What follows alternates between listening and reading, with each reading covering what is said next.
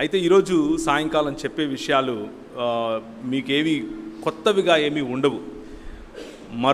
మర్మరాలు ఏమీ తీసుకొని రాలేదు. నేను మామూలుగా దేవుని వాక్యంలో నుంచి కొన్ని విషయాలను మీలో ఒకటిగా మీరు నేర్పితే నిలబడినటువంటి మీ ఏమంటారు మనస్ఫూర్తిగా ఉన్నది ఉన్నట్లుగా నేను మీ ముందు చెబుతున్నాను. ఏమనంటే, ఒక లెక్కల మాస్టరు పిలిచి రెండెక్కం చెప్పమంటే రెండెక్కం నేర్పిస్తే కుర్రాడు నేర్చుకున్న తర్వాత ఆ క్లాస్ ముందు నిలబెట్టి రెండెక్కం చెప్పరా అంటే వాడు రెండెక్కం చెప్తాడు.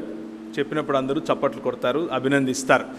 అలాగే మీలో చాలామంది నాకంటే పెద్దవారు సంఘంలోనూ అలాగే పరిచర్యలోనూ మీకున్నంత ఎక్స్పీరియన్స్ నా వయసు ఉండదు.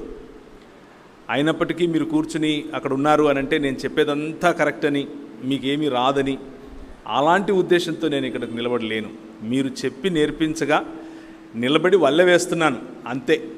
అంత మాత్రమే క్రైస్తవ సంఘం, సార్వత్రిక క్రైస్తవ సంఘం నేర్పించినటువంటి పాఠాలు, నేర్పించినటువంటి దేవుని వాక్యంలో తెలుసుకోవాల్సినటువంటి నిధులను మీరు నేర్పించగా నేను తిరిగి మీ ముందు వల్లె వేస్తున్నాను అన్న విషయాన్ని దయచేసి గుర్తుంచుకోండి. అది మనస్ఫూర్తిగా ఆ హృదయంతోనే మీ ముందుకు నేను వస్తున్నాను. ఇకపోతే ఈరోజు రేపు సాయంత్రం మనము మాట్లాడుకోబోయేటటువంటి మాటలు దేవుని వాక్యమునకు చుట్టుపక్కల ఉంటాయి. అంటే ప్రతిసారి దేవుని వాక్యమే మాట్లాడుకుంటాం కదా అని అంటాం, కానీ దేవుని వాక్యంలో నుండి వేరు వేరు అంశాలను మనం మాట్లాడుకుంటాం. కానీ ఈరోజు మరియు రేపు సాయంకాలం మనం మాట్లాడుకునే విషయాలు దేవుని వాక్యమును గురించే ఉంటాయి.